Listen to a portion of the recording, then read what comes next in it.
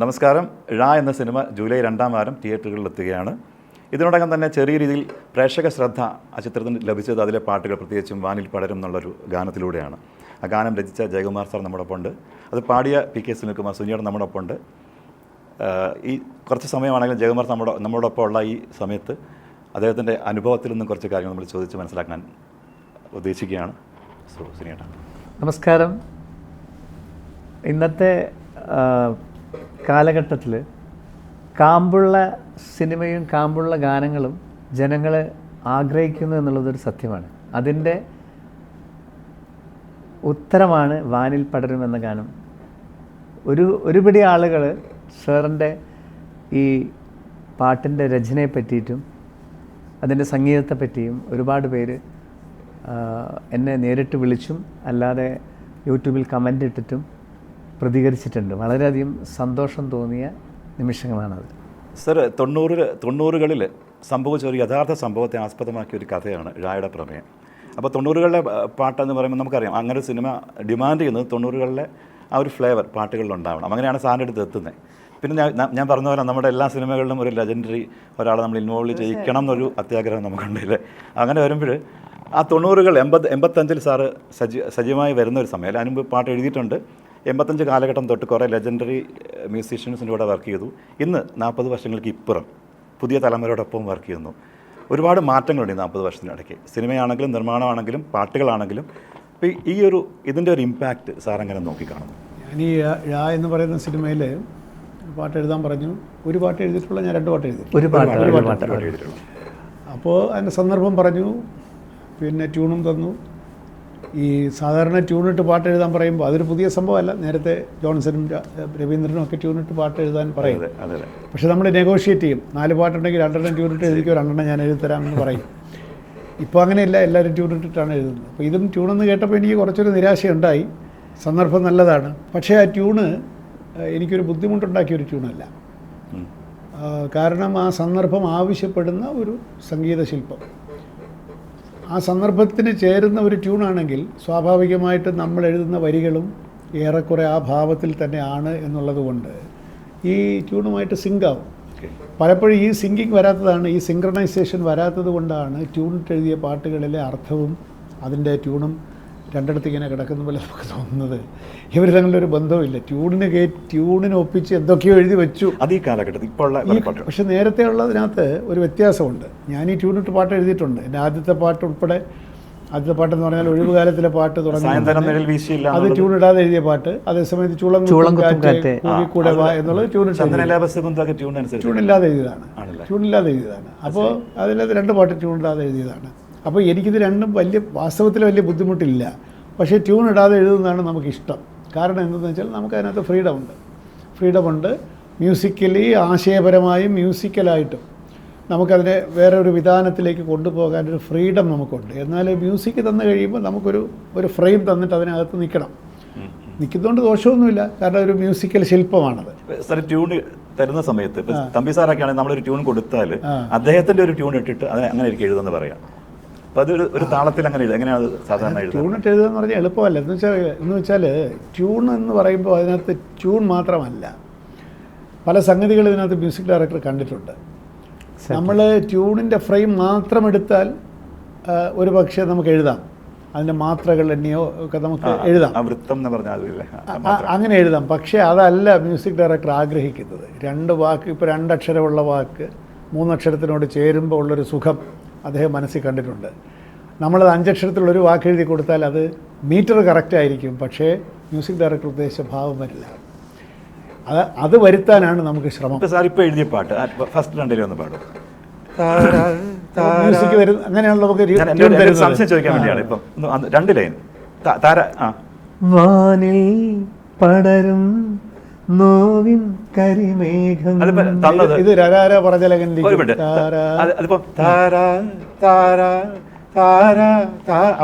അവിടെ ഒരു നോവുണ്ട്. Correct sir now തന്നെ കൊണ്ടുവന്നു. ഞാൻ ചോദിച്ചത് തിരിച്ചാണെങ്കിൽ എനിക്ക് ബുദ്ധിമുട്ടായിരിക്കും. അത് പെർഫെക്റ്റ്. അതുപോലെ ലാസ്റ്റിൽ ശ്രുതിയുടെ ആ ഭാഗം ഒന്ന് പാടും.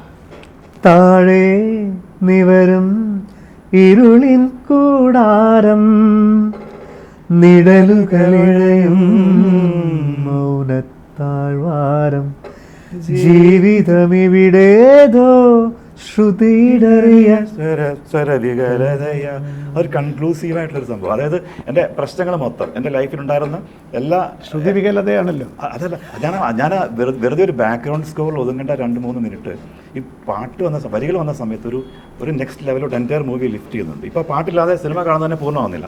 ഞാൻ ചോദിച്ച എൻ്റെ ഒരു കൺഫ്യൂഷൻ ആണ്, ട്യൂൺ അനുസരിച്ച് എഴുതിയിട്ട് കൂടി ഈ പറഞ്ഞ പോലെ എൻ്റെ ലൈഫിൽ ആകെ പ്രശ്നങ്ങളാണ്, എൻ്റെ ആകെയുള്ള ഒരു സൗഹൃദമാണ്. ഈ സൗഹൃദം നാളെ എന്താണെന്ന് അറിയില്ല, ചിലപ്പം ശത്രുതയായിട്ട് മാറും. അങ്ങനെ ഒരു ക്രിട്ടിക്കൽ സിറ്റുവേഷനാണ് ഇത് വരുന്നത്. ആ ലാസ്റ്റ് ലൈൻ പോലും ഈ 3-4 കാര്യങ്ങൾ പറഞ്ഞിട്ട് ശ്രുതി ആ കൺക്ലൂഡിങ് ആ ഒരു ടോണിൽ അത് കറക്റ്റ് ഫിറ്റാന്നുള്ളതാണ്. അപ്പോൾ ട്യൂൺ അനുസരിച്ച് എഴുതുമ്പം നമ്മളെപ്പോലെ ഒരു ആവറേജ് നിലവാരത്തിൽ സംഗീതം ചെയ്യുന്നവരുടെ പാട്ട് കുറച്ച് അല്ല, അതിന് 2 കാര്യങ്ങളുണ്ട്. ഒന്ന്, ആ ട്യൂണ് സംഗീത സംവിധായകൻ ഉണ്ടാക്കി തന്ന ട്യൂണ് ആ സന്ദർഭത്തിന് ഏറ്റവും യോജ്യമായിട്ടുള്ള ഏറ്റവും ഇണങ്ങുന്ന ഒരു ട്യൂൺ ആയിരുന്നു. അത് നമ്മൾ എന്തുമാത്രം സന്ദർഭം മാത്രം ഉൾക്കൊണ്ടാൽ പോരാ, ഈ ട്യൂണിൻ്റെ ഭാവം കൂടി ഉൾക്കൊള്ളണം. ട്യൂണിന്റെ മീറ്റർ ഉൾക്കൊണ്ടാൽ പോരാ. പക്ഷെ അത് സാറ് മനോഹരമായ ഒരു കവിത എഴുതി തരുമ്പോൾ അത് ഉൾക്കൊള്ളാനുള്ള ഒരു നോളജ് എനിക്കുണ്ടാവണം. അല്ല, ഫ്രെയിം വർക്ക് ഉണ്ട് അതിനകത്ത് ഉള്ളത് കൊണ്ടാണത്. പിന്നെ സിറ്റുവേഷൻ്റെ ഒരു സ്ട്രെങ്ത്, സാറ് കറക്റ്റ് ഭാഷയിലുള്ളതുകൊണ്ട് പിന്നെ സിറ്റുവേഷൻ്റെ ഒരു സ്ട്രെങ്ത് ഉണ്ട്. ഇപ്പോൾ നമ്മളിപ്പോൾ ഒരു ഉല്ലാസഭരിതമായിട്ടുള്ള ഒരു പാട്ട് ട്യൂണിട്ട് എഴുതുമ്പോൾ അതിനകത്ത് സിറ്റുവേഷൻ്റെ സ്ട്രെങ്ത് ഇല്ല. ആ സിറ്റുവേഷൻ്റെ സ്ട്രെങ്ത് ഇല്ല. ആ സിറ്റുവേഷൻ്റെ ലക്ഷ്യം എന്താണ്? ഒരു എൻ്റർടൈൻമെൻറ്റ്, ഒരു അടിപൊളി പാട്ട്. നമ്മളത് അതിനകത്ത് അത്രയും ശ്രദ്ധ കൊടുക്കുന്നുള്ളൂ. ഒരു കുട്ടികൾക്കൊക്കെ പാടണം, കോളേജിലൊക്കെ പാടണം. ഒരു ഇപ്പോൾ ഞാൻ തന്നെ ഒരു പാട്ട് എഴുതിയിട്ടുണ്ടല്ലോ, വാം വാം മനോരഞ്ജിനി സുരാംഗിനി സൂപ്പർ സുരസുന്ദരി. അതിലിപ്പോ ഒരു ആ നളചരിത കഥയിലെ അല്ലപ്പോൾ അതിന്റെ പർപ്പസ് എന്ന് പറയുന്നത്, ലക്ഷ്യം എന്ന് പറയുന്നത് ഒരു ഒരു ഇളക്കം. ഇതല്ല, ഇത് കഥയുടെ ആത്മാവാണ്. ഇത് കഥയുടെ ഇന്റഗ്രൽ പാട്ടാണ്. ഇതില്ലെങ്കിൽ പടം മുമ്പോട്ട് പോകുന്നില്ല.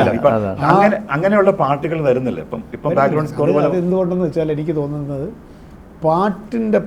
പാട്ടിൻ്റെ ലക്ഷ്യം, സിനിമയിലെ പാട്ടിൻ്റെ ലക്ഷ്യം എന്നത് മാറിപ്പോയി. അതാരുടെയും കുറ്റമല്ല, നമ്മുടെ ഭാവുകത്വത്തിലും നമ്മുടെ ശീലത്തിലുമൊക്കെ വന്ന മാറ്റമാണ്. ഇപ്പോൾ ദുഃഖം വരുമ്പോൾ ഇപ്പോൾ ആരും പാടാറില്ല. പണ്ട് ശോകഗാനങ്ങൾ ഉണ്ടല്ലോ, ഇപ്പോൾ വളരെ അപൂർവമായിട്ടുള്ളൊരു ശോകഗാനമാണ് ഇതെന്ന് വേണമെങ്കിൽ പറയാം. വളരെ അപൂർവമാണ്. ഇപ്പോൾ ശോകഗാനങ്ങളില്ല. ദുഃഖം വരുന്ന സമയത്ത് ഒരു ബാക്ക്ഗ്രൗണ്ട് സ്കോർ ഇട്ടങ്ങ് തീർക്കാൻ. കാരണം എന്തുകൊണ്ടെന്ന് ചോദിച്ചാൽ ആ ഓഡിയൻസ് ഈ ദുഃഖത്തിൻ്റെ പാട്ടൊന്നും കണ്ടുകൊണ്ടിരിക്കാനുള്ള ക്ഷമ അവർക്കില്ല. ദുഃഖം ഫാസ്റ്റ് മോഡിലല്ലോ, ദുഃഖം ഈസ് ഇൻ സ്ലോ പേസില്ലേ. ദുഃഖം ഫാസ്റ്റ് ഫോർവേഡ് ചെയ്യാൻ പറ്റൂലല്ലോ. അപ്പോൾ ദുഃഖത്തിൻ്റെ പാട്ടുകളൊക്കെ സ്ലോ ആയിരിക്കും. ആ സ്ലോനെസ് ഇന്നത്തെ ഓഡിയൻസിൻ്റെ അഭിരുചിക്ക് ഇണങ്ങുന്നില്ല. അതുകൊണ്ടാണ് ദുഃഖഗാനങ്ങൾ വരാത്തത്. ഇത് പക്ഷേ പടത്തിൻ്റെ ആത്മാവായതുകൊണ്ട് ഈ പാട്ടില്ലാതെ കഥ മുമ്പോട്ട് പോകില്ല. നമ്മുടെ ചില സിനിമകളിൽ ഇതുപോലുള്ള പാട്ടുകൾ, തമ്പി സാർ എഴുതിയ പാട്ട് ഇതുപോലെ തന്നെയാണ്. ആ പാട്ടില്ലെങ്കിൽ ആ സിനിമയില്ല. അത്രയും ഞാൻ ചോദിക്കുന്നത്, പണ്ടത്തെ കാലത്ത് ഒരുപാട് അങ്ങനെ ഉണ്ടായിരുന്നു. ഒരു പക്ഷേ അത് അറിഞ്ഞെഴുതാൻ കഴിവുള്ള അങ്ങനെ ചില പാട്ടുകൾ എഴുതിയിട്ടുണ്ട്. എന്താണ്, ഒരു എൻ്റെ കാണാക്കുയിൽ എന്നൊരു പാട്ടുണ്ട്. ഒരേ സ്വരം, ഒരേ നിറം, ഒരു ശൂന്യ സന്ധ്യാംബരം, ഒരു മേഘവും വന്ന്, എന്താണ്, ഒരു ശൂന്യാംബരത്തെ പറ്റിയാണ് ഈ പറയുന്നത്. പക്ഷേ അത് സന്ദർഭത്തിൽ വളരെ ഇണങ്ങുന്നതായിരുന്നു. ഉദാഹരണത്തിന് അവൾ കല്യാണം കഴിക്കാതെ ആരുടെ കൂടെ പോയിട്ടിങ്ങനെ ഗർഭിണിയാവുന്നതാണ് കഥ. അതിനകത്ത് അതുകൊണ്ടാണ് വരി എഴുതി, പകൽപെറ്റ പൂന്തിര പൂവിതറുമ്പോഴും ജീവനിൽ മൗനം കൂടുകൂട്ടി എന്ന് പറയുന്നതിന് പെറ്റ എന്ന പ്രയോഗത്തിൻ്റെ അർത്ഥം ഇതാണ്. അവൾ ഓൾറെഡി പ്രസവിച്ചു, പക്ഷേ ആരുമില്ല, അനാഥമാണ്, ഭർത്താവ് മരിച്ചും പോയി. ആരെ വിശ്വസിച്ച് അവൾ ഇറങ്ങി വന്നു, അയാൾ നഷ്ടപ്പെടുകയാണ്, വീട് വിട്ടു. അപ്പോഴുള്ളൊരു പാട്ടാണ്. പക്ഷെ അത് സന്ദർഭത്തിൽ അത്ര ഡീപ്പ് റൂട്ടഡ് ആയിട്ട് നിൽക്കുന്ന പാട്ടാണ്. ഞാൻ പറയുന്നത് ഇതിൻ്റെ അനുപല്ലവിയിലും ഒരുപാട് ഇതിൻ്റെ ആ മെയിൽ സ്റ്റൈലാണ് ചെയ്തിരിക്കുന്നത്. വളരെ ശ്രുതി വളരെ മെയിലാണ് ചെയ്തിരിക്കുന്നത്. അതിന് ഏറ്റവും ഉതകുന്ന വാക്കുകൾ ഞാനിപ്പോൾ എക്സാമ്പിൾ ഞാൻ പറയാം. കൽപ്പനകൾ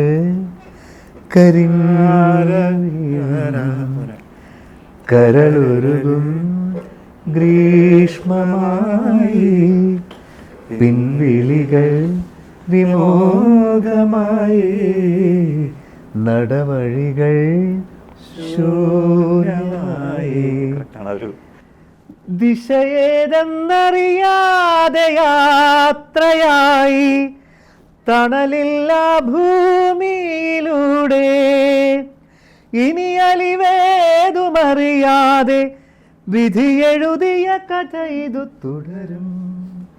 അത് കറക്റ്റ് എഴുതി ചെയ്യുന്നതായിട്ടേ തോന്നുള്ളൂ അല്ലേ? അങ്ങനെ അതാണ് ഒരു എൻ്റെ ഒരു ചോദ്യം, ഇങ്ങനെ എഴുതാൻ കഴിവുള്ള ആളുകൾ ഇല്ലാത്തതൊരു പക്ഷേ ഈ പാട്ടിന് വേണ്ട ഒരു പ്രാധാന്യം ഇല്ലാത്തതിന് കാരണമാകുന്നുണ്ടോ ഈ കാലഘട്ടത്തിൽ? അതുകൊണ്ടല്ലേ പൊതുവേ സിനിമയിൽ പാട്ടിനൊരു പ്രാധാന്യം കുറഞ്ഞു. അല്ല, പാട്ടിന് പ്രാധാന്യമുണ്ട്. ഇപ്പൊ പല പ്രൊമോഷന് വേണ്ടിയിട്ട് അല്ല ബിലോ ഇപ്പൊ ഞാനിപ്പോ അടുത്തിടെ ഇറങ്ങിയ ഒരു സന്ദർഭോചിതമല്ല. എക്സാക്ട് 10-12 പാട്ടുകൾ വരുന്നുണ്ട്. ഞാൻ പാട്ടിന് വാക്കുകൾ എഴുതി ചേർത്ത് പാട്ടുകൾ പറയുന്നത് ഇപ്പം ഉള്ളത് അവര് പ്രമോ യൂസ് ചെയ്യണം. നേരത്തെ ഉള്ള എല്ലാം സന്ദർഭോചിതമാണ്. സന്ദർഭത്തിലെ പാട്ടുകൾ വളരെ കുറവാണ് ഇപ്പോൾ. അങ്ങനെയുള്ള കുറവാണ്. പിന്നെ സിനിമയിലെ പാട്ടുകൾ ഇപ്പോൾ പ്രശസ്തമായ പാട്ടുകൾ എന്താണ്? ഈ പറഞ്ഞ പോലെ എന്റർടൈൻമെന്റ് പാട്ടുകളാണ്. ഈവൻ ലവ് സോങ്സിന് പോലും പഴയ പോലെ പ്രാധാന്യം. പക്ഷേ സാർ ഇടയ്ക്ക് വരുന്ന ഒരു പാട്ടുണ്ടല്ലോ, അപ്പം അങ്ങനെയൊക്കെ വരുന്ന പാട്ടുകൾ കയറി ഹിറ്റ് ആവുന്നുണ്ട് അല്ലേ? 90കളുടെ സ്റ്റൈലിലുള്ള പാട്ടുകൾ കുറച്ച് പഴമയുള്ള ഹിറ്റ് ആവുന്നുണ്ട്. അർത്ഥമുള്ള പാട്ടുകളൊക്കെ വന്ന് ഹിറ്റ് ആവുന്നുണ്ട് അത്യാവശ്യം. പിന്നെ ഈ പാട്ടിൻ്റെ ഒരു ഗുണം ഇതിൻ്റെ മ്യൂസിക്കൽ കോമ്പോസിഷനും ഇത് ബ്ലെൻഡ് ആവുന്നുണ്ട്. ബ്ലെൻഡാണ്. പിന്നെ വിഷ്വലി ശരിക്കും കണക്ട് ആവുന്നുണ്ട്. പ്രേക്ഷകനെ ശരിക്കും കണക്ട് ചെയ്ത് കൊണ്ടുവന്നൊരു വിഷ്വലി അത് ചെയ്തിട്ടുണ്ട്. ഇതിൻ്റെ ബ്ലെൻഡിങ്ങിലാണ് കാര്യം. ഇപ്പോൾ ഏത് നമ്മൾ ഹിറ്റായിട്ടുള്ള പാട്ടെടുത്താലും അതിനകത്തുള്ള ലിറിക്സും അതിൻ്റെ മ്യൂസിക്കും അതിൻ്റെ റെൻഡറിങ്ങും അതിൻ്റെ BGM-ഉം അതിൻ്റെ സന്ദർഭവും എല്ലാം കൂടെ ബ്ലെൻഡ് ആകുമ്പോഴാണ് ഒരു പാട്ടങ്ങോട്ട് ഹിറ്റാവും. സാർ ഇപ്പം രവി ബോംബെ അല്ലെങ്കിൽ ആ സമയത്ത് ലെജൻസിനോടൊപ്പം വർക്ക് ചെയ്യുന്ന സമയത്ത് ആ അനുഭവങ്ങളൊന്ന് എങ്ങനെയെങ്കിലും? രവി ബോംബെയുടെ മ്യൂസിക്കിൻ്റെ ഏറ്റവും വലിയ ഗുണമായിട്ട് എനിക്ക് തോന്നിയിട്ടുള്ള ചില കാര്യങ്ങളുണ്ട്. ഒന്ന്, അദ്ദേഹം ഈ ലിറിക്സ് മുഴുവൻ പഠിക്കും. ഹിന്ദിയിൽ നമ്മൾ ഇംഗ്ലീഷിൽ പറഞ്ഞു കൊടുക്കണം. ഞാൻ ഇംഗ്ലീഷിൽ പറഞ്ഞു കൊടുക്കുക, ഹിന്ദി അറിയാമെങ്കിൽ ഹിന്ദി. അപ്പോൾ അദ്ദേഹം ചോദിക്കും, ഇപ്പോൾ ഉദാഹരണത്തിന് ചന്ദനലേപ സുഗന്ധം, ചന്ദൻ മത്ലബ് ചന്ദൻ, ഓക്കെ. അപ്പോൾ നമ്മൾ എഴുതി കൊടുക്കും ചന്ദനലേപ സുഗന്ധം ഇതാണ്, സുഗന്ധ ഓഫ് കോഴ്സ് ഇതാണ് ഫ്രേഗ്രൻസ്. അങ്ങനെ ഓരോന്നും വായിച്ചിട്ട് അർത്ഥം പറയും. അർത്ഥം മനസ്സിലാക്കിയിട്ടാണ് അദ്ദേഹം അത് ട്യൂൺ ചെയ്യുന്നത്. ഈ പരിണയത്തിലെ ഒരു പാട്ട് മറ്റേ പാർവണേന്ദു, അദ്ദേഹം എത്ര പിന്നെ തിരുവാതിര കളിപ്പാട്ട് കേട്ടിട്ടാണ് അതിൻ്റെ ഫ്ലേവർ മനസ്സിലാക്കുന്നത് എന്ന് പറയുന്നത്. പിന്നെ അതുപോലെ BGM, ഈ ബാക്ക്ഗ്രൗണ്ട്, ഈ രണ്ട് സ്റ്റാൻസൊക്കെ ഇടയ്ക്കുള്ള ഇതുണ്ടല്ലോ, ആ BGM രവിയുടെ പാട്ടുകളിലെ പോലെ ഒരു ഫുൾ കോമ്പസിഷനായിട്ട് നിൽക്കുന്ന BGM വളരെ അപൂർവമാണ്. അത് തന്നെ ഒരു മ്യൂസിക്കൽ കോമ്പസിഷനാണ്. ഇപ്പോൾ ഉദാഹരണത്തിന് എൻ്റെ പാട്ടിൽ തന്നെ കളരി വിളക്ക് തെളിഞ്ഞതാണോ എന്നുള്ള പാട്ടിലെ BGM, എനിക്ക് ആ പാട്ടിൽ എൻ്റെ വരികൾ കേൾക്കുന്നതിനേക്കാളും ഇഷ്ടമാണ് BGM.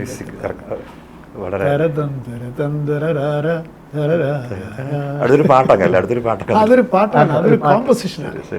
ഇങ്ങനെ ഓരോന്നും, അത് എത്ര പാട്ടില് നീരാടുവാൻ നിലയിൽ നീരാടുവാനൊക്കെ അതിനകത്തൊക്കെ ആ BGM തന്നെ ഒരു it's A work of art ഇല്ലേ? അത് വേറെ ഒരു മ്യൂസിക് ഡയറക്ടർക്കും മലയാളത്തിൽ ഇത്രത്തോളം ഞാൻ ശ്രദ്ധിച്ചിട്ടില്ല. എല്ലാവർക്കും 4 ഭൂപന്റെ ഒക്കെ ഉണ്ട്, അതൊക്കെ എനിക്കും അറിയാം. അത് മലയാളം പാട്ടുകൾ അറിഞ്ഞിട്ട് മലയാളികൾക്ക് വേണ്ടി ചെയ്തതാണ്. പിന്നെ മോഹനമാണ് അദ്ദേഹത്തിന്റെ ഒരു നോർത്ത് ഇന്ത്യൻ ഫ്ലേവർ തോന്നുന്നില്ല. ഇല്ല, അതാണ്. അപ്പോൾ അതിനോട് പൂർണ്ണമായി നീതി പുലർത്തുക, ഏറ്റെടുക്കുന്ന ജോലി അദ്ദേഹത്തിൻ്റെ ഫുള്ളായിട്ട് തരിക എന്നുള്ളതാണ്. അതുകൊണ്ടാണ് രവി ബോംബെ മലയാളത്തിൽ പെട്ടെന്ന് വന്ന് ഒരു വസന്തം സൃഷ്ടിച്ചിട്ട് പോയതുപോലെ ഇല്ലേ?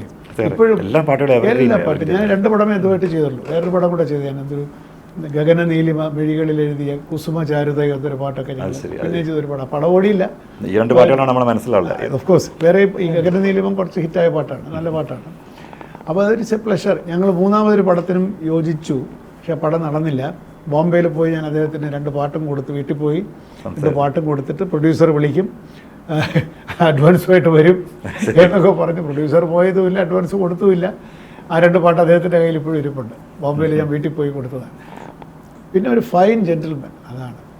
ഇത്രയും വലിയ പാട്ടുകൾ ബോംബെ ഫിലിം ഇൻഡസ്ട്രിയിൽ ചെയ്ത ആളാണെന്ന് അഹങ്കാരമില്ല. എത്ര സൂപ്പർ ഹിറ്റ് പാട്ടുകളുണ്ട്.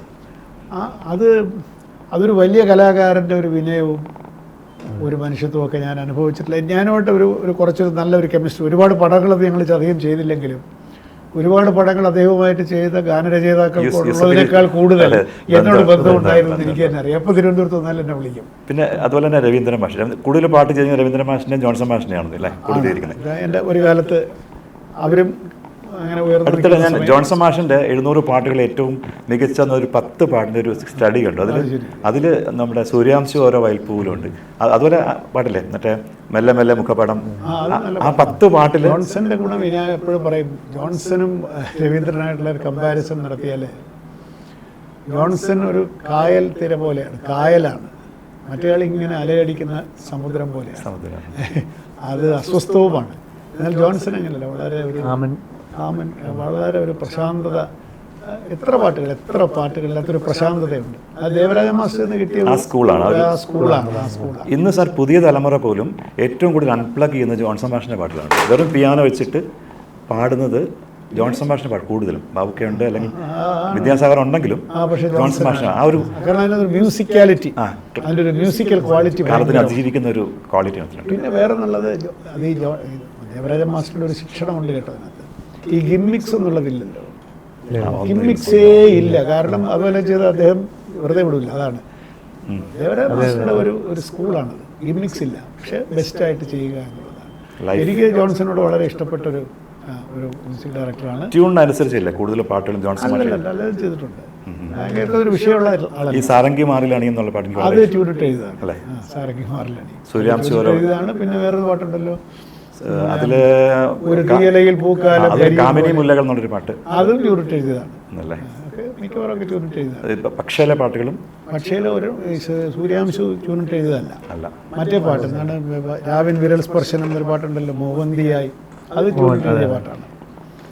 എൻ്റെ പാട്ടുകളുടെ ഒരു മേന്മയായിട്ട് എനിക്ക് അവകാശപ്പെടുന്നത് ട്യൂണിട്ട് എഴുതിയതാണോ അല്ലയോ എന്ന് ബ്ലെൻഡിങ് നടക്കും. ഉദാഹരണത്തിന് മഴയിലൊരു പാട്ട്, ഞാൻ കഷ്ടപ്പെട്ട ഒരു പാട്ടാണത്, ആഷാഢം പാടുമ്പോൾ, രവീന്ദ്രൻ്റെ ട്യൂണാണ്.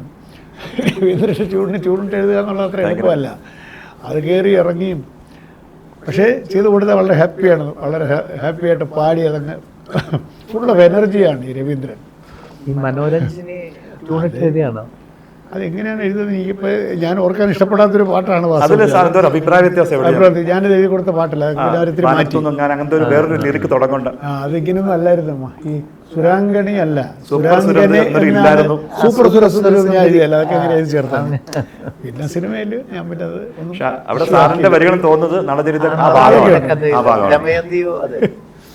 പിന്നെ സാറ് തുടങ്ങിയ കാലത്ത് ഇപ്പം ആ തമ്പി സാറും ഭാസ്കരൻ മാഷും ഒക്കെ ഉണ്ടായിരുന്നല്ലോ. ONV സാറ് വയലാറാണ് ഏറ്റവും കൂടുതൽ സാറിനെ ഇൻസ്പയർ ചെയ്ത വയലാറാണെന്ന് ഞാൻ ഒരുപാട് വായിച്ചിട്ടുണ്ട്.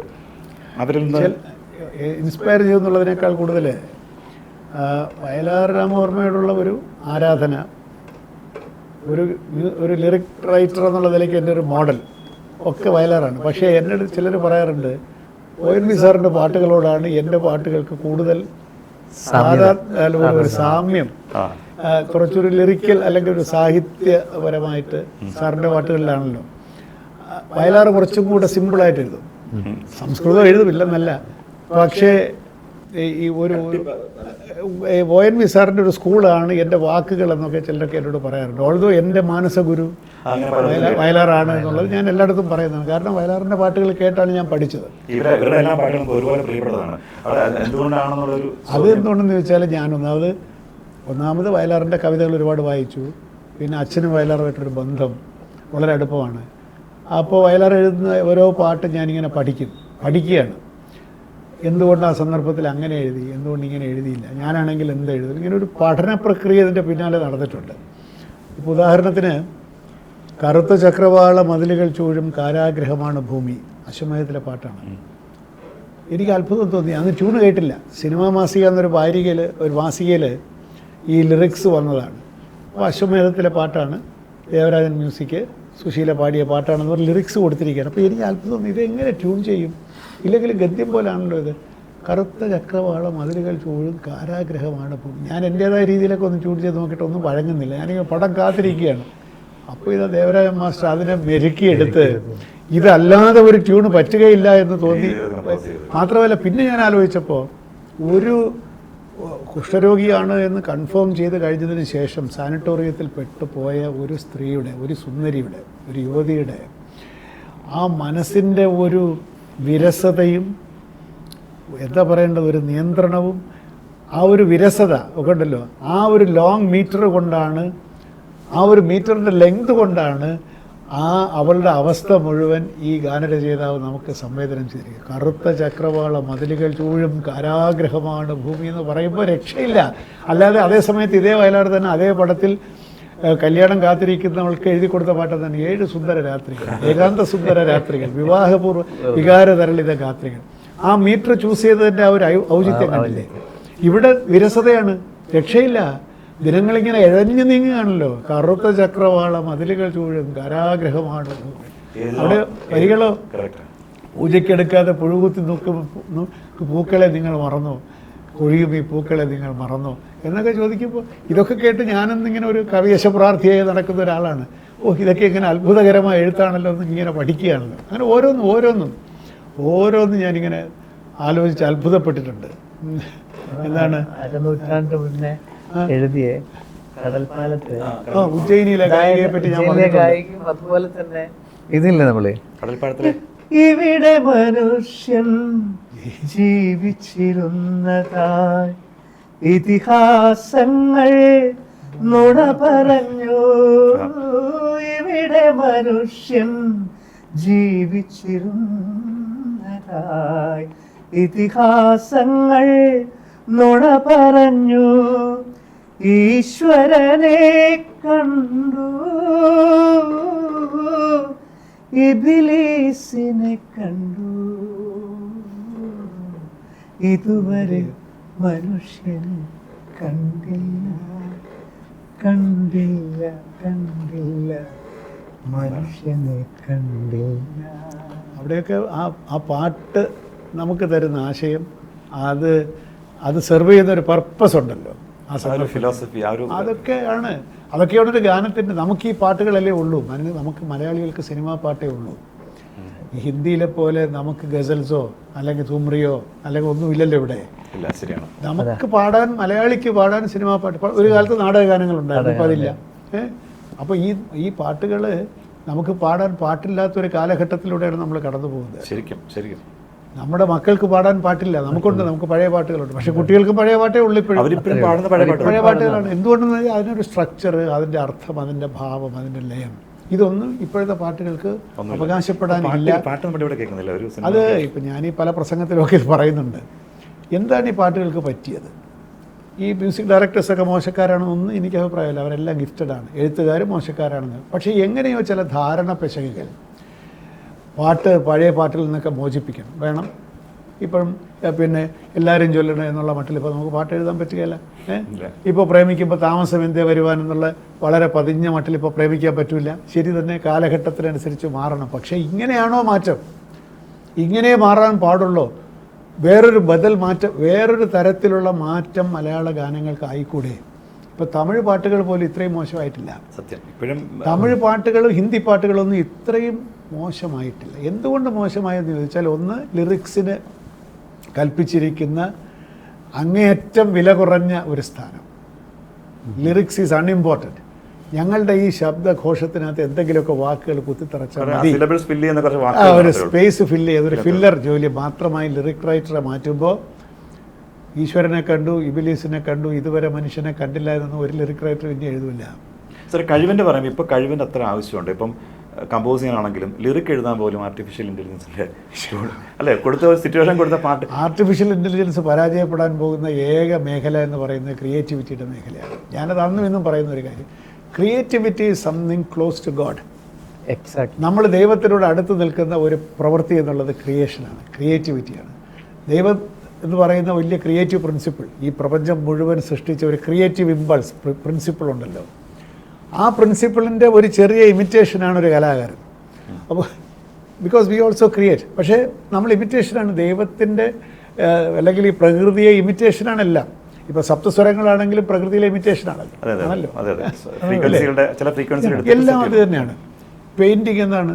7 നിറങ്ങളും നമ്മൾ പ്രകൃതിയിൽ നിന്നെടുത്ത നിറങ്ങൾ തന്നെയുള്ളൂ. അതിന് നമ്മുടേതായ രീതിയിലൊന്ന് മിക്സ് ചെയ്ത് we are trying to create something new, which is a very very remote imitation of nature. നേച്ചറിന് അനന്ത സാധ്യതകളുണ്ടെങ്കിൽ ഒരു കലാകാരൻ അവൻ്റെ ക്യാൻവാസിൽ ചെറുതായിട്ടൊക്കെ ചെയ്യാൻ പറ്റും. ഇപ്പോൾ ജനറേറ്റീവ് എ എന്താണ് ചെയ്യുന്നത്?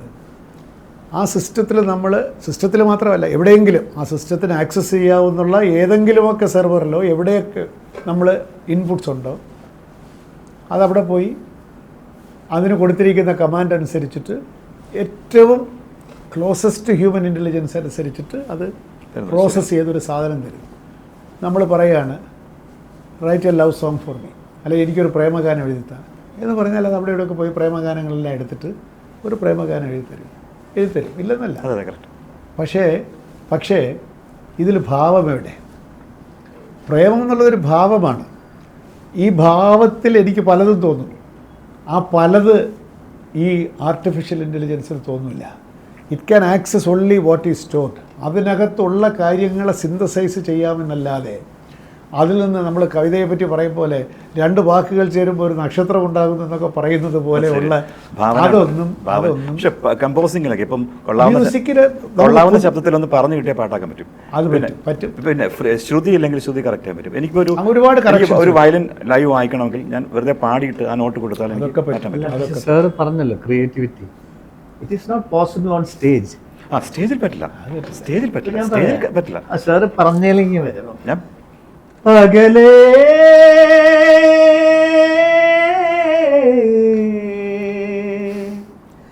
അകലേ നീലാകാശം. ഇത് ഒരുപാട് പേര് ഇരിക്കുന്ന സമയത്ത് ആ പാടുന്ന ഒരു ഇമ്പാക്ട് നമുക്ക് ഈ എഐക്ക് സ്റ്റേജിൽ വന്നിട്ട് അത് ലൈവ് പെർഫോം ചെയ്യാൻ പറ്റില്ല.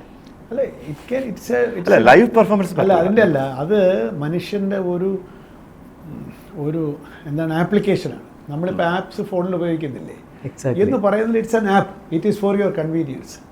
നമ്മളുടെ സൗകര്യത്തിന് വേണ്ടിയും ക്വാളിറ്റി എൻഹാൻസ്മെൻറ്റിന് വേണ്ടിയും നമ്മളുടെ ഡ്രഡ്ജറി ഒഴിവാക്കാൻ വേണ്ടിയും. ഇപ്പോൾ ഒരു വയലിൻ പീസ് ചെയ്യണമെങ്കിൽ വയലിനിസ്റ്റിനെ പിടിച്ചുകൊണ്ട് വന്ന് പൈസ കൊടുത്ത് ഇരുത്തി അയാൾക്ക് 2 മണിക്കൂറേ ഉള്ളൂ, വായിച്ച് ശരിയായില്ല, പിന്നെ വായിക്കാൻ പറഞ്ഞു, അയാൾ മുഷിഞ്ഞു പോയി, ഇതൊക്കെ ഉണ്ടല്ലോ. ഒന്നും വേണ്ട, പറഞ്ഞാൽ വായിച്ചു തരും. മുഷിവില്ല, ഡ്രഡ്ജറി ഇല്ല. അതിന് കൊള്ളാം. It is good to enhance the quality. പക്ഷേ ക്രിയേഷൻ എന്നുള്ളത് അത് ശരിയാണ്. പക്ഷേ ഈ 40 വർഷം നമ്മൾ പറഞ്ഞ സമയം എടുത്തു കഴിഞ്ഞാൽ തന്നെ പ്രോഗ്രാമിംഗ് വന്നു, ലൈവ് ഇൻസ്ട്രുമെന്റ്സ് റീപ്ലേസ് ചെയ്തു, ടെക്നോളജിക്കൽ അഡ്വാൻസ്മെന്റ് പലയിടത്തും ഒരു തെറ്റുമില്ല വന്നിട്ടുണ്ട്. പക്ഷെ അതൊക്കെ എന്തിനാണ്? ക്രിയേറ്റിവിറ്റിയുടെ അനുബന്ധ അല്ലാതെ ഒരു പാട്ട് എഴുതി ട്യൂൺ ചെയ്ത് തരാനായിട്ട് എഐയോട് പറഞ്ഞാൽ ആ പാട്ട് വളരെ ബോറായിരിക്കും. അതാണ് അവിടെ creativity is something which is അവിടെ നമുക്ക് കളി പറ്റില്ലെന്നാണ് എനിക്ക് തോന്നുന്നത്. പിന്നെ അറിഞ്ഞുകൂടാ ഭാവിയിൽ എങ്ങനെ ഈ ഫ്യൂച്ചറോളജിയെ പറ്റി പറയുമ്പോൾ സാറിന് പറയുന്നതെന്ന് അറിയോ? There is only one prediction which is correct. എന്താണ്? All your predictions will be wrong. നിങ്ങളുടെ എല്ലാ പ്രഡിക്ഷൻസും തെറ്റും എന്നൊരു പ്രഡിക്ഷൻ അല്ലാതെ വേറെ ഒന്നും ശരിയായി വന്നിട്ടില്ല. അതുകൊണ്ട് വീട് ഉണ്ടോ എന്താണ് സംഭവിക്കാൻ പോകുന്നത് നമുക്ക് അറിഞ്ഞുകൂടാ. എന്തുമാവട്ടെ, പക്ഷേ ഹ്യൂമൻ ഇൻ്റലിജൻസ് ആൻഡ് ഹ്യൂമൻ വകതിരിവ് എന്നുള്ളതിൽ ഇംഗ്ലീഷ് എന്താണെന്ന് എനിക്ക് അറിഞ്ഞുകൂടാ. വകതിരിവ് അതിനൊന്നും പകരം വയ്ക്കാൻ. ഇപ്പോൾ വകതിരിവിനെ പറ്റി പറയുമ്പോൾ ഒരു ജോക്കാണ്.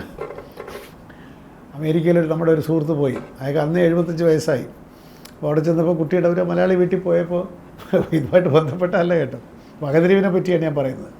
അപ്പോൾ കുട്ടിയുടെ അമ്മ പറഞ്ഞു, ഞങ്ങളുടെ മക്കളൊക്കെ മലയാളം പഠിക്കുന്നുണ്ട് കേട്ടോ. അപ്പോൾ കുട്ടിയെ വിളിച്ചു, മോനെ ഇത് കേരളത്തിൽ നിന്നുള്ള അങ്കിളാണ്, അങ്കിളോട് സംസാരിക്കുക, അമ്മ ചായ ഇട്ട് കൊണ്ടുവരാമെന്ന് പറഞ്ഞാൽ പോയി. അപ്പോൾ സംസാരിക്കാനിരിക്കുന്ന കുട്ടി ഈ കേരളത്തിൽ നിന്ന് വന്ന അങ്കിളിനോട് സംസാരിക്കുകയാണ്. അവൻ മലയാളം പഠിച്ചിരിക്കുകയാണ്. നിൻ്റെ പേരെന്താ? ചെക്കന് വയസ്സ് 8, ഇയാൾക്ക് 80. വാട്ട് ഈസ് യുവർ നെയിമിൻ്റെ ഇംഗ്ലീഷ് മലയാളമാണ്, നിൻ്റെ പേരെന്താ? അപ്പോൾ ആർട്ടിഫിഷ്യൽ ഇൻ്റലിജൻസിനെ സംബന്ധിച്ചിടത്തോളം കറക്റ്റാണ്. വാട്ട് ഈസ് യുവർ നെയിം, നിൻ്റെ പേരെന്താണ്? നീ എന്ന് വിളിക്കാൻ പാടില്ല എന്നുള്ള മൂല്യബോധം ആർട്ടിഫിഷ്യൽ ഇൻ്റലിജൻസിന് കിട്ടുകയില്ല. ഈ കുട്ടിക്ക് അതാണ്, നിൻ്റെ പേരെന്താ? അയാൾ പറയാം, അന്ത വിട്ടത് ഈ 8 വയസ്സായ ചെക്കൻ എന്നെ നിൻ്റെ പേരെന്താണോ? അവനിങ്ങനെ മലയാളം പഠിച്ചിട്ട് എന്ത് കാര്യം? ഇതെങ്ങനെ നമ്മൾ പറഞ്ഞു കൊടുക്കും? നമ്മൾ? അപ്പോൾ അതുകൊണ്ട് there are certain things beyond. അതിലോട്ടാണ് ഞാൻ ഇപ്പോൾ അകലെ നീലാകാശം എന്ന് തമ്പി സാർ എഴുതിയപ്പോൾ അകലെയാണ്. ബാബുക്ക് അത് അകലെയാണ്, അത് എക്സാക്ട്ലി അകലെയാണ്. അതാണ് ഞാൻ പറഞ്ഞത്, എല്ലാവർക്കും അത് ചിലപ്പോൾ പറ്റണം എന്നില്ല. ക്രിയേറ്റിവിറ്റി സാർ പറഞ്ഞതിൽ ഉദ്ദേശിച്ചത് അതൊരു ക്രിയേറ്റിവിറ്റിയാണ്. ഇപ്പൊ അങ്ങനെ അല്ലാതെ ആ പാട്ട് ചെയ്യാം. അതാ ഞാൻ പറഞ്ഞത്. പാട്ട് നല്ലതായിരിക്കും. പക്ഷേ ഈ അകലെ എന്നുള്ളതിന്റെ ഒരു അരികിലെ അടുത്താണ് എന്ന് പറഞ്ഞ പോലെ ആ ഒരു വോയിസ് കൊടുക്കുന്ന വോയിസ് ഡൈനാമിക് അത് അതിനനുസരിച്ച് വാക്കിനനുസരിച്ച് ചെയ്യാൻ പറ്റും. ആർട്ടിഫിഷ്യൽ ഇൻ്റലിജൻസ് എല്ലാം കൊള്ളാം. ഇപ്പോൾ നമുക്ക് തന്നെ ഇപ്പോൾ എഴുതിക്കൊണ്ടിരുന്ന കാലത്തൊന്നും ഇപ്പോൾ ടൈപ്പ് റൈറ്റർ വന്നു, കമ്പ്യൂട്ടർ വന്നു. അതുകൊണ്ട് നമുക്ക് കൈയെഴുത്ത് അക്ഷരങ്ങൾ വേണ്ടാത്ത അർത്ഥമുണ്ടോ എന്ന് പറയുന്നത് പോലെയുള്ളൂ. നമ്മളിപ്പോൾ കഴിവുള്ള കലാകാരൻ്റെ ലൈഫ് ഇൻസെക്യൂർ ആവുന്നുള്ളൊരു കൺസേൺ അവൻ്റെ അത് ക്വാളിറ്റി എൻഹാൻസ്മെൻറ്റിന് വേണ്ടി അതിന് ഉപയോഗിക്കണം എന്നാണ് ഞാൻ പറയുന്നത്. അങ്ങനെ ഉദ്ദേശമല്ല. ഇപ്പം ഞാൻ എഴുതുകയേ ഉള്ളൂ, ഞാൻ കമ്പ്യൂട്ടർ ഉപയോഗിക്കില്ല എന്ന് പറഞ്ഞാൽ ഐ എം എ ഫൂൾ. കാരണം ഞാൻ എന്തിനാണ് ഇവനൊക്കെ എടുത്ത് എനിക്ക് എഡിറ്റ് ചെയ്യാനും ഒക്കെ സൗകര്യമായിട്ട് കമ്പ്യൂട്ടർ ഉണ്ടല്ലോ എന്ന് പറയുന്നത് പോലെ you can use your AI for so many things but not to substitute creativity. നിങ്ങൾ ഉണ്ടാക്കിയ ഒരു ഫ്രെയിം ഉണ്ടാക്കിയെടുക്കാൻ, സൃഷ്ടിച്ചെടുക്കാൻ യു ക്യാൻ ഡിപ്പെൻഡ് ഓൺ, ഇതിനെ ആശ്രയിക്കാം. പക്ഷേ ഒറിജിനൽ ഫ്രെയിം എവിടെ നിന്ന് വന്നു? അതാണ് ഇല്ലേ? ഒരു ട്യൂൺ എവിടെ നിന്ന് വരുന്നു എന്ന് ചോദിച്ചാൽ നമ്മൾ പഠിച്ചു വെച്ചതോ നമ്മൾ പണ്ട് കേട്ടതോ നമ്മുടെ മനസ്സിൽ എപ്പോഴും രൂപപ്പെട്ടതോ ഈ ഭാവത്തിന് ഇതാണ് നമ്മൾ എവിടെയോ പഠിച്ചു വെച്ചതോ ആയിട്ടുള്ള ഒരു സംഗതി താനേ വരികയല്ലേ. അതിന് മുമ്പ് അതില്ലല്ലോ. ഒരു ട്യൂൺ ജനിക്കുന്നതിന് മുമ്പ് അതില്ല. ഇല്ല. കളരി വിളക്ക് തെളിഞ്ഞാണെന്നുള്ള പാട്ട്, പുരുഷ സൗന്ദര്യത്തെ പറ്റിയുള്ള ഒരു പാട്ട്. വേറെ അധികം പാട്ടുകൾ നമ്മൾ കേട്ടിട്ടില്ല. എന്താണെന്ന് എനിക്ക് മനസ്സിലായില്ല. എന്തുകൊണ്ടാണ് നമ്മുടെ ഇവിടുത്തെ സ്ത്രീകൾ ഇതുവരെ പുരുഷന്മാരെ വർണ്ണിക്കാത്തത് എനിക്ക് മനസ്സിലായിട്ടില്ല. പുരുഷന്മാരായ കവികൾ എന്തുകൊണ്ടാണ് വർണ്ണിക്കാത്തത്? അല്ല, ഇപ്പൊ എന്നോടിപ്പോ എന്താണ് പറഞ്ഞത്? സാർ എഴുതിയൊരു പാട്ടല്ല, എനിക്ക് വേറൊരു പാട്ടുണ്ട് നമുക്ക് പറയാനില്ല. ഉണ്ട്, പക്ഷേ പുരുഷ വർണ്ണനയില്ല. പുരുഷനെ കാത്തിരിക്കുന്ന സ്ത്രീയുടെ, ഇപ്പോൾ അഞ്ജന കണ്ണെഴുതി ആലിലെ താലി ചേർത്തി അറപ്പുര വാതിലിൽ ഞാൻ കാത്തിരുന്നു. എന്താണ് മണവാളൻ വന്നില്ല, കോൺസെപ്റ്റിൽ വ്യത്യാസമാണ്. പുരുഷനെ പറ്റി തന്നെയാണ് അവിടെയും പാടേണ്ടത്, അല്ലേ? പിന്നെ മുടിമേലെ ചുറ്റി വെച്ചു, തുളുനാടൻ പട്ടെടുത്തു ഒക്കെ ഞാൻ കാത്തിരുന്നു. അപ്പോഴും അവളെ കുറിച്ചാണ് പറയുന്നത്. ഞാൻ മുടിമേലെ കെട്ടി വെച്ചു, ഇല്ലേ? അപ്പോൾ എൻ്റെ നായികയെ കൊണ്ട് ഞാൻ ചെയ്തതെന്ന് പറഞ്ഞാൽ ഞാൻ സജ്ജയായിരിക്കും എന്നുള്ളതിനേക്കാളും ഞാൻ അവൻ്റെ രൂപം ഒന്ന് കണ്ടങ്ങ് വർണ്ണിക്കുകയാണ്. കാരണം എന്നോട് ഡയറക്ടർ പറഞ്ഞ എന്താണ്, അവൾ അവിടെ ഇവിടെയൊക്കെ നിന്നിട്ട് ഇങ്ങനെ ചന്തുവിനെ നോക്കുന്നുണ്ട്. അവളുടെ ഒരു ആവേശം, അവളുടെ ഒരു ഡിസയർ, അതൊക്കെ അതിനകത്ത് വരണം. അപ്പോൾ നാച്ചുറലി ഒരു പുരുഷ സൗന്ദര്യത്തിൽ നിൽക്കുകയല്ലേ. മലയാളത്തിൽ ഏറ്റവും മാത്രമല്ല വടക്കൻ പാട്ടുകളിൽ ഇതുണ്ട്. വടക്കൻ പാട്ടിലുണ്ട്. കുന്നത്ത് സൂര്യൻ ഉദിച്ചൊക്കെ എൻ്റെ സ്വന്തമല്ല, അതൊക്കെ വടക്കൻ പാട്ടിലുള്ളതാണ്. ഞാനതിനെ കുറച്ചൊന്ന് റിഫൈൻ ചെയ്തിട്ടേ ഉള്ളൂ. പക്ഷെ അങ്ങനെ അധികം വേറൊരു പാട്ട് അങ്ങനെ നമ്മൾ കേട്ടിട്ടില്ല. അതിലും ആ രണ്ട് പാട്ടിലും ചോദ്യം, ഏതോ ഒരു കുട്ടി സാറിനെ ചോദിച്ചാൽ ഓർക്കുന്നു, ചന്ദനലേപ സുഗന്ധം ചൂടിയതാരോ ചോദ്യം. അപ്പോൾ സാറ് പറഞ്ഞൊരു മറുപടി ഉണ്ട്. കവി കാമുകൻ പല പാട്ടിലും കാവ്യാത്മകമായ ചോദ്യങ്ങൾ ഒരുപാട് കണ്ടു. കളരി വിളക്ക് തെളിഞ്ഞതാണോ ചോദ്യമാണ്. സൂര്യാംശു ഓരോ വയൽപ്പൂവിലും വൈരം പതിക്കുന്നു എന്ന് വെച്ചാൽ ഫൈനാലിറ്റി വന്ന കവിത പോയി. അതെ, അല്ല ഇനിയുണ്ട്. ഞാൻ ഒരുപാട് ചോദ്യം. സാരംഗി മാറിലാണ് ഈ ഏതൊരു അപൂർവ രാഗമോ, ഈ ഒരു അപൂർവ രാഗം എന്ന് പറഞ്ഞാൽ അതോടെ തീർന്നല്ലോ, ഇല്ലേ? കറക്റ്റ്. അത് എല്ലാം പ്രണയത്തിന്റെ സാധ്യതകളാണ്. നീ പറഞ്ഞുണ്ട്. ഞാൻ പറയാം, നളചരിത കഥയിലെ ദമയന്തിയാണോ അത് കണ്വാശ്രമത്തിലെ കാവ്യ? അല്ല, എന്ന് പറഞ്ഞാൽ ഈ പ്രണയം വരും, പ്രത്യേകിച്ച് പ്രണയഭാവത്തിൽ നമ്മൾ നീ ഇന്നതാണ് എന്ന് പറഞ്ഞു കഴിഞ്ഞാൽ പിന്നെ അതിനപ്പുറമൊന്നും ഇല്ലല്ലോ. അതുകൊണ്ടാണല്ലോ വയലാറിൻ്റെ ഒരു പാട്ടിൽ എന്താണ്, നിന്നെ സൗന്ദര്യദേവത നിന്നെ നിർമ്മിച്ചത് സൗഗന്ധികൾ കൊണ്ടാണോ എന്ന്, അല്ലേ? വെണ്ണക്കല്ല് കൊണ്ടല്ല, വെള്ളി നിലാവ് കൊണ്ടല്ല, സൗന്ദര്യദേവത നിന്നെ നിർമ്മിച്ചത് സൗഗന്ധികൾ കൊണ്ടല്ല. ഒന്നിലും അങ്ങോട്ട് പൂർണ്ണമാവുന്നില്ല. അതാണ് കാമുക മനസ്സൊരിക്കലും ഇവളെ പൂർണ്ണമായിട്ട് അങ്ങോട്ട് വർണ്ണിക്കാൻ എനിക്ക് വേണ്ട, വർണ്ണിച്ചുകൊണ്ടേയിരിക്കണം. ചോദ്യങ്ങൾക്ക് ഉത്തരം കിട്ടിയ പിന്നെ ചോദ്യമില്ലല്ലോ. ശരിക്കും പറഞ്ഞാൽ ഞാൻ എപ്പോഴും വിചാരിക്കും, യൂസഫ് അലി വേണ്ടത്ര മനസ്സിലാക്കപ്പെടാതെ പോയ ഒരു വലിയ ഒരു ലിറിക് റൈറ്ററാണ് കേട്ടോ. ഭയങ്കര സംസ്കൃത പ്രണയഗാനങ്ങൾ, പ്രത്യേകിച്ച് 5 ശരങ്ങളും പോരാതെ എന്നുള്ള പാട്ടുകളൊക്കെ ഭയങ്കര. വൈശാഖ പൗർണമിയോ എന്തൊരു എന്തിന് എൻ്റെ അച്ഛൻ്റെ പടത്തിന് വേണ്ടി ആദ്യകാലത്ത് എഴുതിയ പാട്ട്, സുറുമ എഴുതിയ മെഴികളെ. അതിനേക്കാളൊരു സംസ്കൃതമാണെങ്കിലും മാപ്പിള പാട്ടാണെങ്കിലും ഏത് ജോണറാണെങ്കിലും ഭയങ്കര എഴുതിയ മെഴികളെ, പ്രണയമധുര അറിയോ? 4 വരി സുനിട്ടൊന്ന് പാടിയോ? 4 വരി.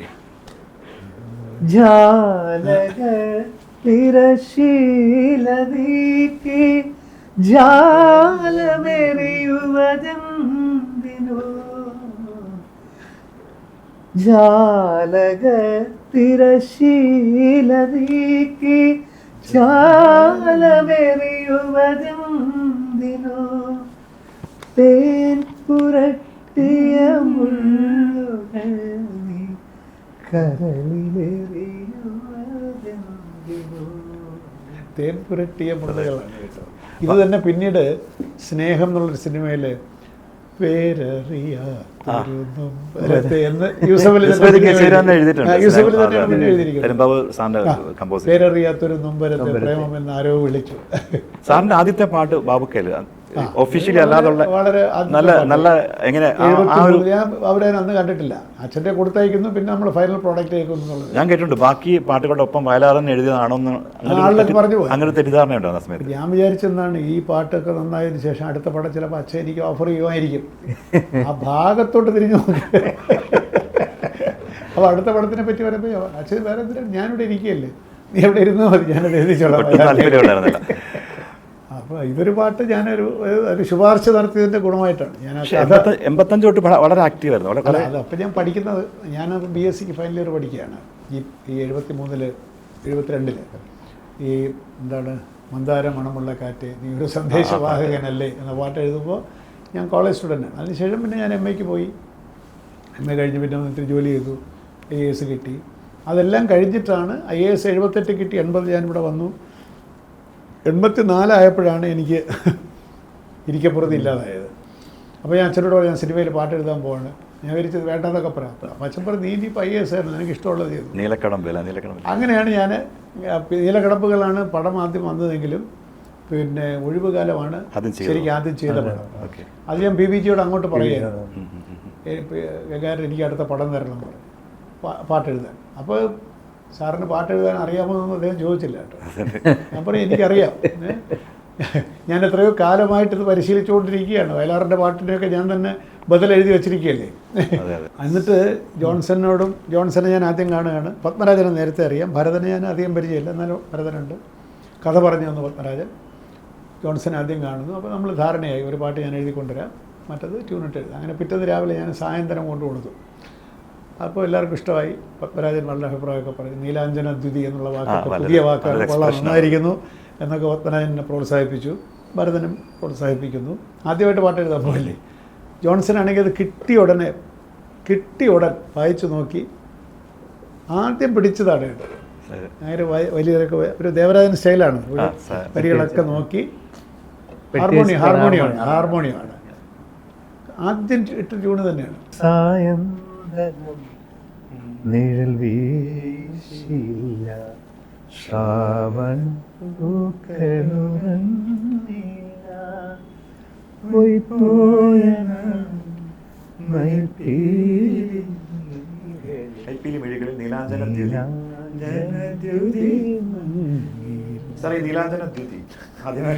നീലാഞ്ജനദ്യുതി പത്മരാജൻ തന്നെ പറഞ്ഞു, ആദ്യമായിട്ടാണ് പാട്ടിൽ.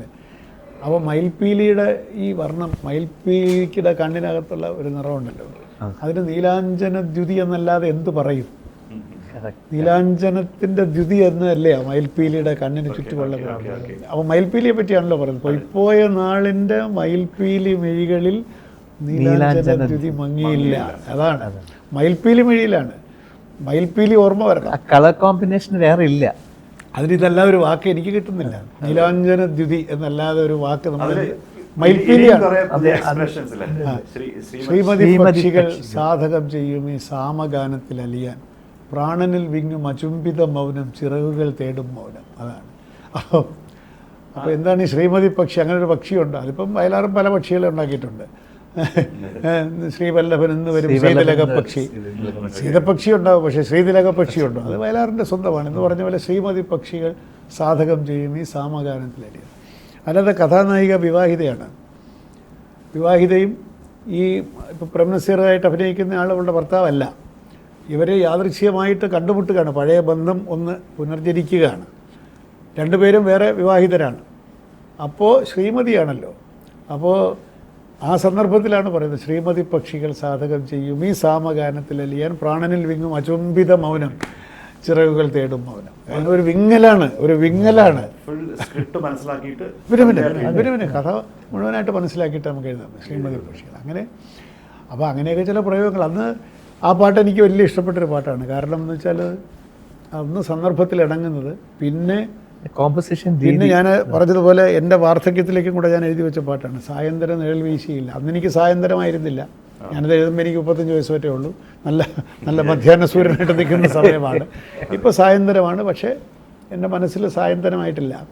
സായന്തരം നിഴൽ വീശിയില്ല, ശ്രാവണ പൂക്കൾ ഉറങ്ങിയില്ല, പോയ നാളിൽ മയിൽപ്പീലി മിഴികളിൽ നീലാഞ്ജനദ്യുതി മങ്ങിയില്ല. I am as young as ever ആയിട്ടാണ് ഞാനിപ്പോഴും ജീവിക്കുന്നത്. ശരീരം കൊണ്ട് ചിലപ്പോൾ വയസ്സായിട്ടുണ്ടാകും, പക്ഷേ മനസ്സിന് വാർദ്ധക്യമില്ല. കാരണം എന്തുകൊണ്ടെന്ന് വെച്ചാൽ ഒന്ന് നമ്മൾ പോസിറ്റീവായിട്ട് ജീവിതത്തെ കാണുക എന്നുള്ളത്, പിന്നെ ആരോട് വിദ്വേഷമില്ലായിരിക്കുക എന്നുള്ളത്, പിന്നെ മൂന്നാമത്തെ ഒരു കാര്യം വാക്കും പ്രവൃത്തിയും ചിന്തയും തമ്മിൽ വലിയ വ്യത്യാസം പാടില്ല. അങ്ങനെ മനസ്സമാധാനമായിട്ട് കിടന്നുറങ്ങാം. നമ്മളൊന്ന് ചിന്തിക്കുകയും വേറൊന്ന് പറയുകയും വേറൊന്ന് പ്രവർത്തിക്കുകയും ചെയ്താൽ ഇതിൻ്റെ വിടവുണ്ടല്ലോ നമ്മളെ വിഴുങ്ങും, കിടന്ന് ഉറക്കം വരില്ല. ഞാൻ ആ പറഞ്ഞതുപോലെ അല്ലല്ലോ ഇവിടെ പ്രവർത്തിച്ച്, അവിടെ പറഞ്ഞതല്ല ഇവിടെ ചെയ്ത്. ഇത് ത്രികരണ ശുദ്ധി എന്നൊക്കെ സാധാരണ ആത്മീയതയിൽ പറയും, ത്രികരണ ശുദ്ധി, വാക്കും ചിന്തയും പ്രവൃത്തിയും. അപ്പോൾ ഇതൊക്കെയാണ് എനിക്ക് നീലാഞ്ജന തിഥി മങ്ങാതിരിക്കുന്നതിൻ്റെ കാരണം. പിന്നെ പഴയ സാറിനെ ഞാൻ കാണുമ്പോൾ സാറിനെ കാണുന്നത് ഡോക്ടർ സേതുമാധവനും എൻ്റെ അടുത്ത സുഹൃത്ത്, ഞങ്ങൾ ഇന്ത്യൻ യൂത്ത് അസോസിയേഷനിലാണ് ഞങ്ങൾ വരുന്നത്. ശരി, അന്ന് സാറ് വരും ഞങ്ങളുടെ ഫംഗ്ഷന്. അത് 86 സമയത്താണ് അന്ന് സാറ്. അല്ല സാറ് നമുക്ക് പ്രേം നസീറാണ്. 86 എനിക്ക് 34 വയസ്സേ, എനിക്ക് 34 വയസ്സ്. പറയോ രാജേഷ് ഖന്നയാണോ? 34 വയസ്സാണ്. അതെ, ഭയങ്കര ക്യൂട്ടായിട്ട്. അതെ അതെ, അല്ല എനിക്ക് തോന്നുന്നു ജെറി സാറിന്റെ പാട്ട് നമ്മള് അന്ന് സന്ധ്യക്ക് നമ്മൾ, അയ്യോ ബെസ്റ്റ് പാട്ടുകൾ, എൻ്റെ ഏറ്റവും നല്ല വരികൾ ആർദ്രഗീതം. ആർദ്രഗീതങ്ങൾ. എനിക്ക് പറയുമ്പോ ഇപ്പം എന്തൊരു അന്ന് സന്ധ്യക്ക് നമ്മൾ അങ്ങനെയല്ല, അന്ന് സന്ധ്യക്ക്. അതെ അതെ, അതൊരു വിരുത്തം പറഞ്ഞിട്ട് അന്ന് സന്ധ്യക്ക്. അതെ, ഡൈനാമിക്. എന്നിട്ട് പിന്നെ പാടും അന്ന് സന്ധ്യക്ക് നമ്മൾ മഞ്ഞണിഞ്ഞില്ലേ, മഞ്ഞ് പെയ്യുന്ന അതെ അതെ എന്തോ ഓ വിശ്വാസിന്റെ ഏറ്റവും ശബ്ദം അതിന്റെ ഏറ്റവും ഗംഭീരമായി നിൽക്കുന്ന സമയം. അയ്യോ, ഏറ്റവും റൊമാൻറ്റിക് ബ്യൂട്ടിയിൽ നിൽക്കുന്ന സമയത്താണ് ഈ പാട്ട് പാടിയിരിക്കുന്നത് 80s. ഈ പാട്ടിന് ഞാൻ പറഞ്ഞിട്ടുണ്ട് ഇതിന്റെ കഥ. ജെറി അമൽദേവൻ ഇവിടെ നമ്മൾ കൊണ്ടുവന്ന് നെഹ്റു ട്രോഫിയുടെ പാട്ട് ചെയ്യാൻ ONV സാർ ഒരു പാട്ട് എഴുതി, ഞാനൊരു പാട്ട് എഴുതി. അപ്പോൾ ഈ പാട്ട് വരാനൊക്കെ താമസിച്ചു. ജെറി എൻ്റെ വീട്ടിൽ താമസമാണ്. ഇയാൾ ചുമ്മാ ഇരിക്കുകയല്ലേ, ഒരു മ്യൂസിക് ഡയറക്ടർ വെറുതെ ഇരിക്കുക. അപ്പോൾ ഞാൻ പറഞ്ഞു, ജെറി ഞാൻ 4 വരി ഒരു പാട്ട് എഴുതി വെച്ചിട്ടുണ്ട്, വൈ ഡോണ്ട് യു ട്രൈ, നമുക്ക് പാട്ട് നോക്കാം. 4 വരി ഉണ്ടായിരുന്നുള്ളൂ കേട്ടോ. അപ്പോൾ ജെറിയെ ഒന്ന് എൻഗേജ് ചെയ്യാൻ വേണ്ടി ഞാൻ രാവിലെ എഴുതി കൊടുത്തിട്ട് പോയി. തിരിച്ചു വന്നപ്പോൾ ഹി വാസ് വെരി എക്സൈറ്റഡ്. ഓ ഗംഭീരമായിരിക്കുന്നു, ബാക്കിയൂടെ തരും, നമുക്ക് പാട്ട് ചെയ്ത് കളയാമെന്ന് പറയുന്നു. അങ്ങനെ അത് ആ വരി എന്തെന്ന് വെച്ചാൽ ഞാൻ ചുമ്മാ എഴുതി വെച്ചതാണ്. ഒരു സന്ദർഭത്തിൽ എന്തോ ഒരു ചില്ലിട്ട വാതിലിൽ വന്നു നിൽക്കാമോ, മെല്ലെ തുറന്നു തരാമോ, ഏകാന്ത സന്ധ്യകൾ ഒന്നിച്ചു പങ്കിടാൻ മൗനാനുവാദം തരാമോ. ഇതാണ് വരി. എനിക്ക് വളരെ പ്രിയപ്പെട്ട വരിയാണ്. അപ്പോൾ അങ്ങനെ ദേശരാഗത്തിൽ ദേശോ പഹാഡിയോ രാഗത്തിലൊക്കെ ചെയ്തു വെച്ചു. അപ്പോൾ പറഞ്ഞു ബ്യൂട്ടിഫുൾ സോങ്, ബാക്കിയുള്ള വരികളൂടെ എഴുതാൻ പറഞ്ഞ് അങ്ങനെ എഴുതി കൊടുത്തു. അപ്പോൾ എൻ്റെ പറയും 8 പാട്ടുകൂടെ എഴുതും, നമുക്ക് യേശുദാസിനെ കണ്ടിട്ട് നമുക്ക് തരംഗിണിക്ക് കൊടുക്കാം.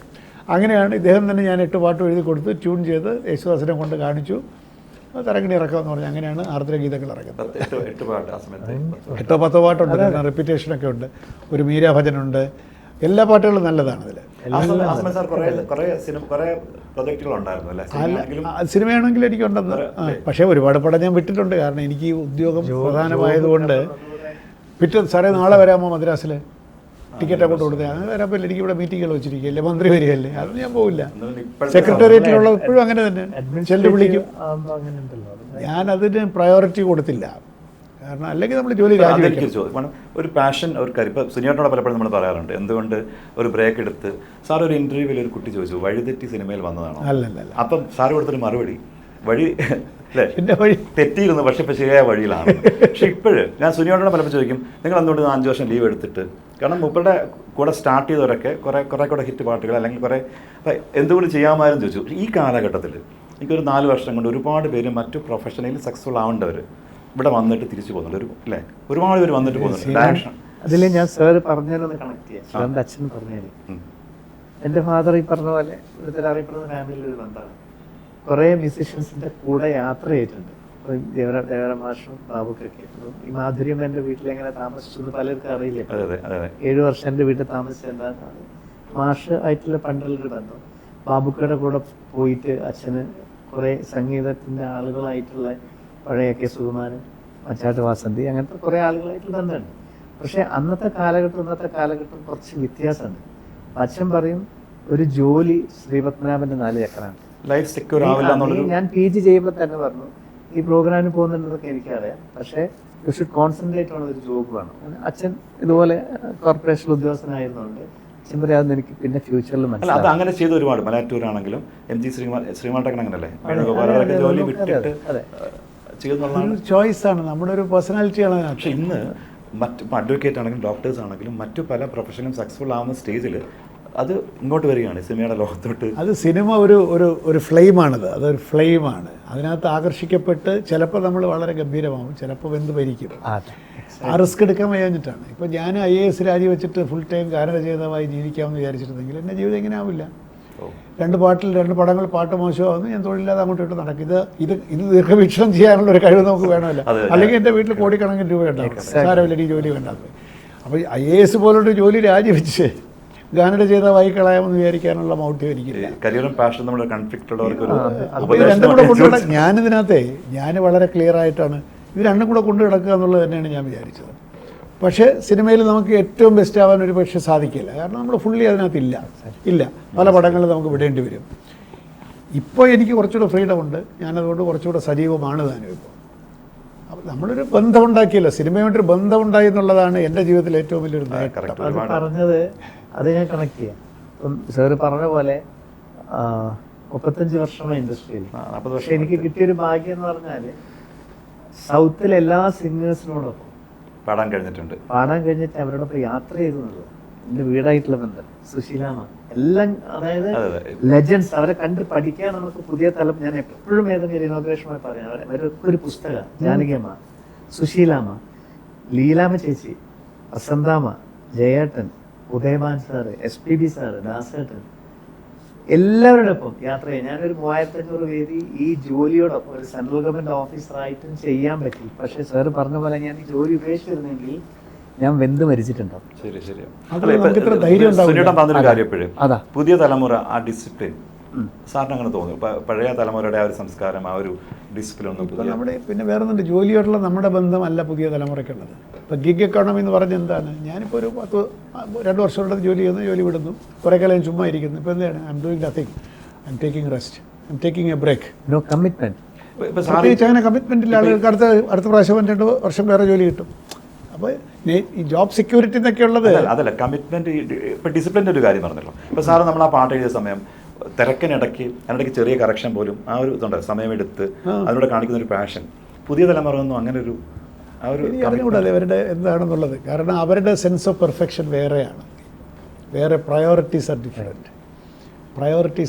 പിന്നെ ഈ മീഡിയ, സോഷ്യൽ മീഡിയയും മാധ്യമങ്ങളുടെ ഒരു സ്വാധീനവും ഒക്കെ തന്നെ നമ്മളുടെ തെരഞ്ഞെടുപ്പുകളെയും നമ്മുടെ തീരുമാനങ്ങളെയൊക്കെ ബാധിച്ചിട്ടുണ്ട്, ഇൻഫ്ലുവൻസ് ചെയ്തിട്ടുണ്ട്. പണ്ടൊന്നും ഇല്ലാതിരുന്ന കാലത്ത് നമുക്ക് നമ്മുടെ പ്രോഡക്റ്റ് നന്നാവണമെന്നേ ഉള്ളൂ. ഞാൻ എഴുതുന്നൊരു പാട്ട് പെർഫെക്റ്റ് ആയിരിക്കണം, ഒരു കുറ്റം പറയാൻ പാടില്ല ആരും. I should give my best. Music director അങ്ങനെ. ഇതല്ല, ഇത് സോഷ്യൽ മീഡിയയിൽ ഇതിന് എഫക്റ്റ് ഉണ്ടോ, ഇതങ്ങനെ നമുക്ക് ചെയ്യാം. അപ്പോൾ ഫൈനൽ പ്രോഡക്റ്റ് അല്ല, ഈ പ്രോഡക്റ്റിൻ്റെ മറ്റു തരത്തിലുള്ള യൂട്ടിലിറ്റീസാണ് എൻ്റെ പരിഗണനാ വിഷയങ്ങൾ. അങ്ങനെ വരുമ്പോൾ നമ്മൾ ചെയ്യുന്ന പ്രോഡക്റ്റിനേക്കാൾ കൂടുതൽ അതിൻ്റെ മറ്റു തരത്തിലുള്ള സാധ്യതകളിലേക്കൊക്കെ നമ്മളെ മനസ്സ് പോകും. അന്ന് ഈ സാധ്യതകളൊന്നും ഇല്ലായിരുന്ന കാലത്ത് ഫൈനൽ പ്രോഡക്റ്റ് നന്നാവണമെന്നേ എനിക്കുള്ളൂ.